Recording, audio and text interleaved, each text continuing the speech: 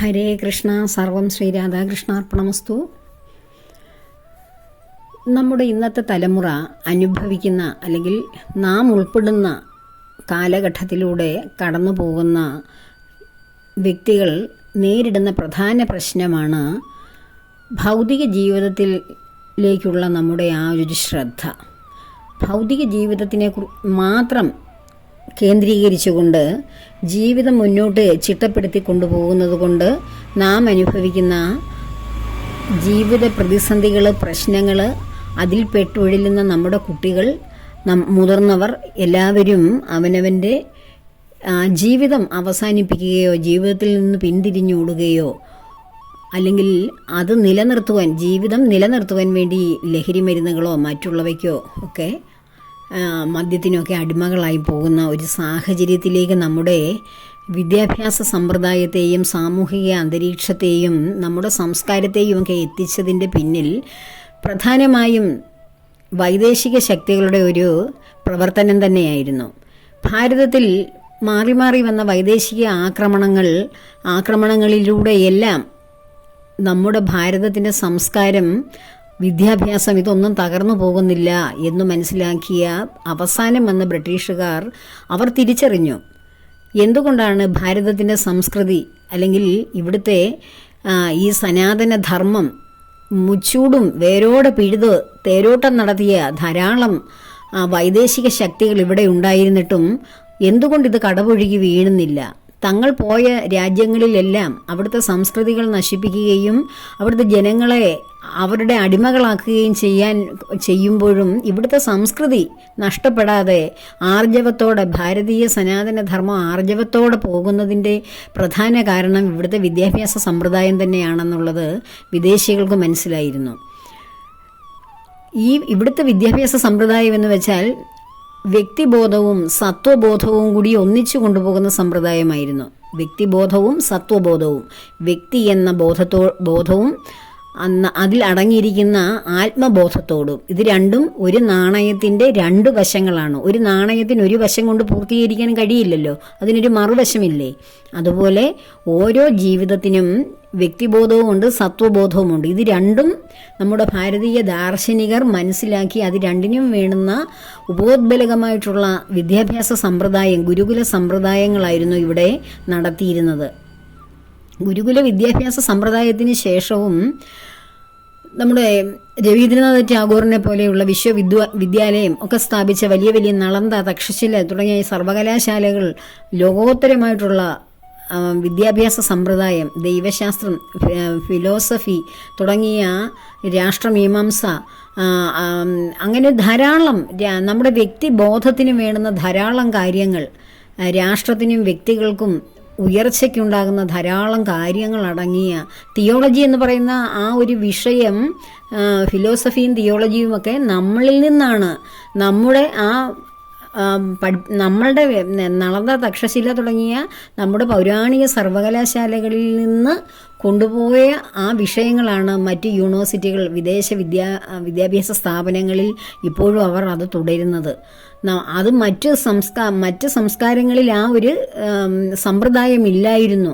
ഭാരതീയ സംസ്കാരമാണ്. പക്ഷേ ഇന്ന് അവർ അത് കൊണ്ടുപോയതിന് ശേഷം നമ്മളിൽ അവർ ഭൗതിക സംസ്കാരം മാത്രമുള്ള വിദ്യാഭ്യാസമാണ് ഇവിടെ അടിച്ചേൽപ്പിച്ചത്.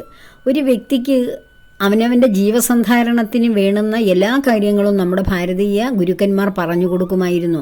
അതിനോടൊപ്പം അവൻ ഏത് വംശത്തിൽ, ബ്രാഹ്മണനാണെങ്കിൽ അവനെ വേദമന്ത്രങ്ങൾ പഠിപ്പിച്ച് പൂജാതി കാര്യങ്ങൾക്ക് തയ്യാറാക്കുക, ക്ഷത്രിയനാണെങ്കിൽ രാജ്യകാര്യങ്ങൾക്കും യുദ്ധകാര്യങ്ങളിലും നിപുണനാക്കുക, വൈശ്യനാണെങ്കിൽ കച്ചവടവും കൃഷിയും അതുപോലെയൊക്കെയുള്ള കാര്യങ്ങളിൽ, വ്യാപാര വ്യവസായങ്ങളിൽ വേണ്ട കാര്യങ്ങൾ ആ കുട്ടിയെ പഠിപ്പിച്ചെടുക്കുക, ശൂദ്രനാണെങ്കിൽ കൈത്തൊഴിലുകളും മറ്റ് കരകൗശല ജോലികളും ഒക്കെ ചെയ്യുവാൻ പ്രാപ്തരാക്കുക. ഇങ്ങനെ ഏത് വിഭാഗത്തിൽപ്പെടുന്ന കുട്ടികളാണോ, അവനവൻ്റെ ഏത് ടാലൻസ് ആണോ അവർക്കുള്ളത്, അതനുസരിച്ച് ഗുരുകുല വിദ്യാഭ്യാസത്തോടെ അല്ലെങ്കിൽ വിദ്യാഭ്യാസ കാലത്ത് തന്നെ അവർക്ക് ആ പഠിച്ചിറങ്ങുമ്പോൾ തന്നെ ജോലി ലഭിക്കുവാൻ പ്രാപ്തമായ വിധത്തിലുള്ള വിദ്യാഭ്യാസ സമ്പ്രദായവും ഒപ്പം ആത്മബോധവും കൊടുക്കുന്ന വിദ്യാഭ്യാസമായിരുന്നു നമ്മുടെ ഭാരതത്തിൻ്റെ അടിസ്ഥാന വിദ്യാഭ്യാസം എന്ന് പറയാം. ഇത് മനസ്സിലാക്കിയ വൈദേശികർ ഇതാണ്, ഈ സമ്പ്രദായത്തെയാണ് തകർക്കേണ്ടതെന്ന് മനസ്സിലാക്കി അവർക്ക് ആവശ്യമുള്ള ക്ലർക്കന്മാരെയും ശിപായിമാരെ എന്ന് പറയുന്ന ക്ലർക്കന്മാരെ അവരുടെ ജോലികൾ ഇവിടെ സുഗമമായി ചെയ്യുവാൻ ആവശ്യമുള്ള കുറച്ചു പേരെ അവർക്ക് ഇംഗ്ലീഷ് വിദ്യാഭ്യാസവും കൊടുത്ത് അവരുടെ ജോലികൾ ചെയ്യുവാൻ വേണ്ടിയിട്ടുള്ള കുറച്ച് ആൾക്കാരെ കണ്ടുപിടിച്ച് അവർക്കുള്ള വിദ്യാഭ്യാസം, ഇംഗ്ലീഷ് വിദ്യാഭ്യാസം കൊടുക്കുകയും ആ നിത്യേനയുള്ള ജോലിക്ക് വേണ്ടിയിട്ടുള്ള വിദ്യാഭ്യാസത്തിലേക്ക്, അതായത് ജീവസന്ധാരണത്തിനുള്ള ഭൗതിക വിദ്യാഭ്യാസത്തിലേക്ക് നമ്മുടെ ഭാരതീയ വിദ്യാഭ്യാസത്തെ തകർത്തെറിയുകയും ചെയ്യുകയാണ് ചെയ്തത്. അതിൻ്റെയൊക്കെ ഉൽപ്പന്നങ്ങളാണ് നമ്മളും ഇനിയുമുള്ള തലമുറയും എല്ലാം. ആ ബ്രിട്ടീഷുകാർ എന്താണോ ഇവിടെ നമ്മൾ വിദ്യാഭ്യാസ സമ്പ്രദായം അടിച്ചേൽപ്പിച്ചിട്ട് പോയത്, അവരുടെ രാജ്യത്ത് അവർക്ക് ആത്മീയം എന്ന അതായത് സത്വം ബോധം എന്നൊരു സമ്പ്രദായമില്ല. ആകെയുള്ളത് ഭൗതികമായിട്ടുള്ള മെറ്റീരിയലായിട്ടുള്ള ശക്തിയെയും ആ ബുദ്ധിയെയും കുറിച്ചുള്ള വിദ്യാഭ്യാസവും അറിവും മാത്രമേ അവർക്കുള്ളൂ. അതുതന്നെയാണ് അവർ പോയിടത്തെല്ലാം പ്രചരിപ്പിച്ചതും. ഭാരതത്തിലെ ഏറ്റവും ശ്രേഷ്ഠമായ വിദ്യാഭ്യാസ സമ്പ്രദായത്തെ തൂത്തെറിഞ്ഞിട്ട് അവർക്ക് വേണ്ടുന്ന വിദ്യാഭ്യാസം മാത്രം ഇവിടെ പ്രചരിപ്പിച്ച് അതിൽ നിന്ന് കുറച്ച് പ്രൊഡക്ട്സുകളെ ഉണ്ടാക്കി അവരുടെ ജോലികളൊക്കെ ഭംഗിയായി ചെയ്യുവാൻ വേണ്ടിയിട്ടുള്ളൊരു വിദ്യാഭ്യാസ സമ്പ്രദായം അന്ന് നിലവിൽ കൊണ്ടുവന്നതാണ് ഇപ്പോഴും നമ്മൾ പിന്തുടരുന്നത്. അതുകൊണ്ടാണ് നമ്മുടെ വിദ്യാർത്ഥികൾ വലിയ വലിയ മാസ്റ്റേഴ്സ് ബിരുദവും വലിയ ഡോക്ടറേറ്റുകളും ഒക്കെ എത്രയോ നേടിയ അക്കാദമിക്കായിട്ട് എന്ത് ഉയർച്ചയുള്ള വിദ്യാർത്ഥികളും അല്ലെ വ്യക്തികളും ആയിക്കോട്ടെ, അവർക്ക് ജീവിതത്തിൽ പെരുമാറാൻ അറിയുമോ? ജീവിതത്തിലൊരു പ്രശ്നം വന്നാൽ അതിനെ നേരിടാൻ അറിയാമോ? സ്വാർത്ഥതയുടെയും വ്യക്തിചിന്തയുടെയും സുഖലോലുപതയുടെയും ആഡംബരത്തിൻ്റെയും മാത്രം ഉള്ള ഒരു മെറ്റീരിയൽ ലൈഫിലേക്ക് മാത്രമല്ലേ പാശ്ചാത്യരെ പോലെ നമ്മുടെ വിദ്യാർത്ഥികളും കടന്നു പോകുന്നത്? അത് കിട്ടാതെ വന്നു കഴിഞ്ഞാൽ അതിനു വേണ്ടിയിട്ട് ക്രൂരമായ മാർഗങ്ങൾ ഉപയോഗിക്കുക, മോശമായിട്ടുള്ള അക്രമങ്ങളിൽ ഏർപ്പെടുക, എവിടെ നിന്നെങ്കിലും പണം സമ്പാദിക്കുക, അങ്ങനെയൊക്കെയുള്ള കാര്യങ്ങളിലൂടെ അങ്ങനെ അവർ നേടി അവർക്ക് അവരുടേതായ ചെറിയ ജീവിതത്തിൽ തന്നെ അവരുടെ ജീവിതത്തിൻ്റെ അങ്ങേയറ്റം മറുകര വരെയുള്ള എല്ലാ ഭൗതിക സുഖങ്ങളും അനുഭവിച്ചു കഴിയുമ്പോൾ അതായത് യൂറോപ്യൻ വിദ്യാർത്ഥികൾക്ക് എന്തുവാണ് സംഭവിക്കുന്നത്? അവർക്ക് ജീവിതത്തിൽ പിന്നീട് വിരക്തിയാണ് ഉണ്ടാകുന്നത്. കാരണം നമ്മുടെ ഗൃഹസ്ഥാശ്രമം, ബ്രഹ്മചര്യം, ഗൃഹസ്ഥാശ്രമം, വാനപ്രസ്ഥം, സന്യാസം ഇങ്ങനെയുള്ള ചക്രങ്ങളൊന്നും ആശ്രമങ്ങളൊന്നും അവർക്ക് ബാധകമല്ല. നമ്മുടെ സംസ്കൃതിയിൽ ബ്രഹ്മചരിയായിട്ട് ഒരു വിദ്യാർത്ഥി ഇരിക്കേണ്ടത് 26 വയസ്സ് വരെയാണ്. അതിനുശേഷമാണ് അവന് ഗൃഹസ്ഥാശ്രമിയാകേണ്ടത്. അതിനുശേഷം വാനപ്രസ്ഥം, പിന്നീട് സന്യാസം. ആ ഒരു ചക്രത്തിലൂടെ കടന്നു പോകുന്ന ഭാരതീയൻ എവിടെയാണ് വിരക്തി ഉണ്ടാകുന്നത്? അവൻ്റെ ബ്രഹ്മചര്യാശ്രമം, അവൻ്റെ വിദ്യാഭ്യാസ കാലഘട്ടം, അവൻ ഒറ്റയ്ക്ക് ജീവിക്കേണ്ട കാലഘട്ടം കഴിയുമ്പോഴേ അവൻ ഗൃഹസ്ഥാശ്രമിയാകുന്നുള്ളൂ. അതിനുശേഷമേ അവൻ്റെ ജീവിതത്തിൻ്റെ എല്ലാ കർമ്മങ്ങളും പൂർത്തിയാക്കി അടുത്ത തലമുറയെ തൻ്റെ ഭരമേൽപ്പിച്ചുകൊണ്ട് വാനപ്രസ്ഥം എന്ന ചടങ്ങിലേക്കും പിന്നീട് സർവേശ്വരനെ അറിയുവാനുള്ള മോക്ഷപ്രാപ്തിക്ക് വേണ്ടിയുള്ള സന്യാസത്തിലേക്കും കാലെടുത്ത് വയ്ക്കുന്നുള്ളൂ.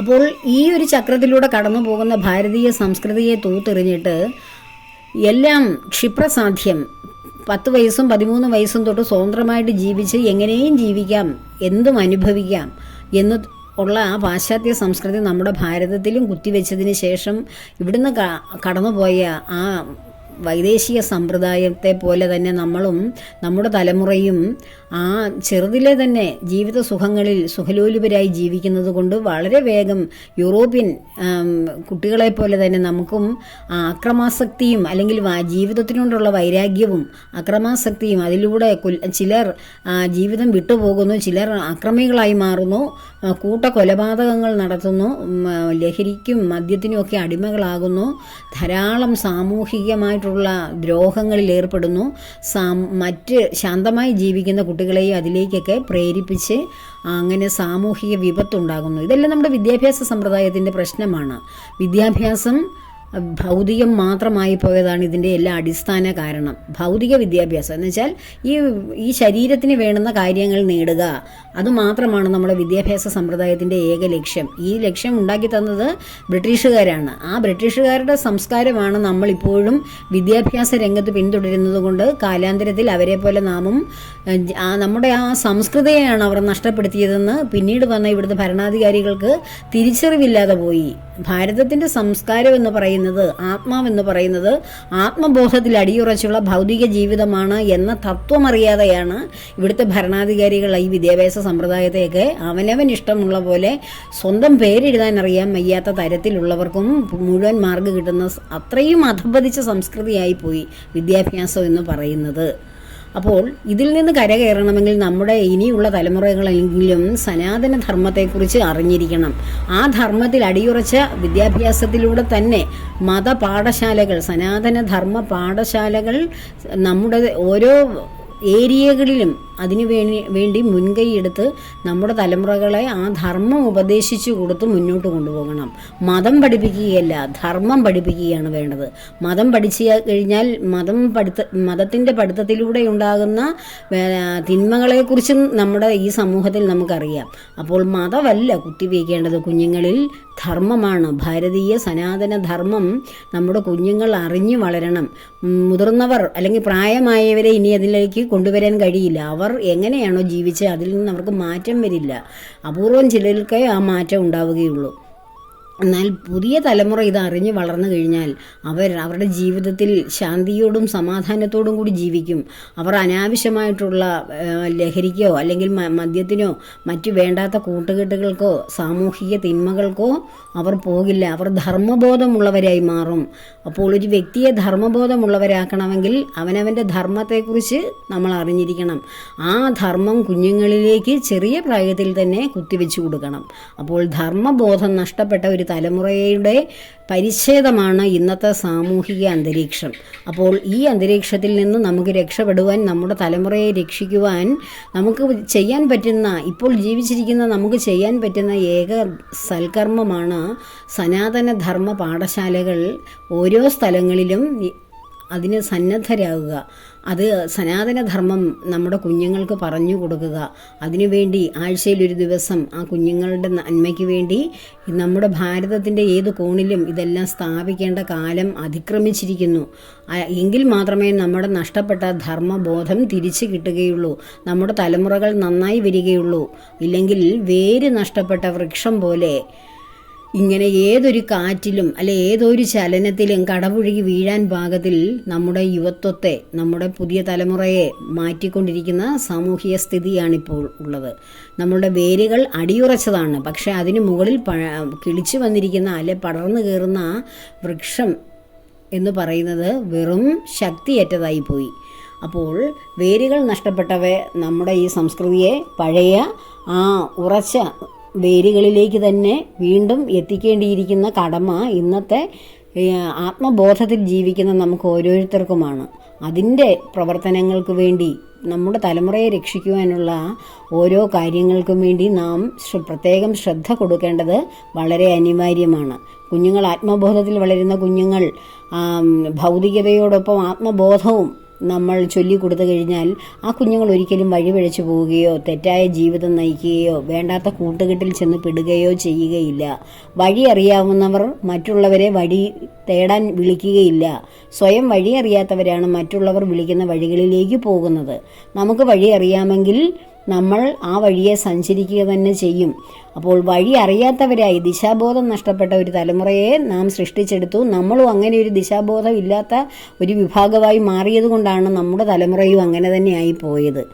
അപ്പോൾ ഇനിയെങ്കിലും വ്യക്തമായ ദിശാബോധത്തോടെ വഴിതെളിച്ച് നമ്മൾ നമ്മുടെ തലമുറയെ മുന്നോട്ട് കൊണ്ടുപോകുവാൻ നമുക്ക് ഓരോരുത്തർക്കും കഴിയണം. അതിനുവേണ്ടിയായിരിക്കണം നമ്മുടെ ഭാവി ജീവിതവും പ്രവർത്തനങ്ങളും. ഈ നന്മ മറ്റുള്ളവർക്ക് വേണ്ടി പറഞ്ഞു കൊടുക്കുകയും മറ്റ് തലമുറയെ രക്ഷിക്കുകയും ചെയ്യുവാൻ ഭഗവാൻ എല്ലാവരെയും അനുഗ്രഹിക്കട്ടെ. ഭഗവാന്റെ നിയോഗമനുസരിച്ച് ഓരോ കർമ്മങ്ങൾ നിത്യേന ചെയ്യുമ്പോൾ എല്ലാം മംഗളകരമായി മാറുകയും ഭഗവത് നിയോഗം പൂർണ്ണമാവുകയും ചെയ്യും. അതിനാൽ ഭഗവാന്റെ പത്മപാദങ്ങളിൽ സർവകർമ്മങ്ങളും സമർപ്പിക്കുക. ലോകാ സമസ്ത സുഖിനോ ഭവന്തു.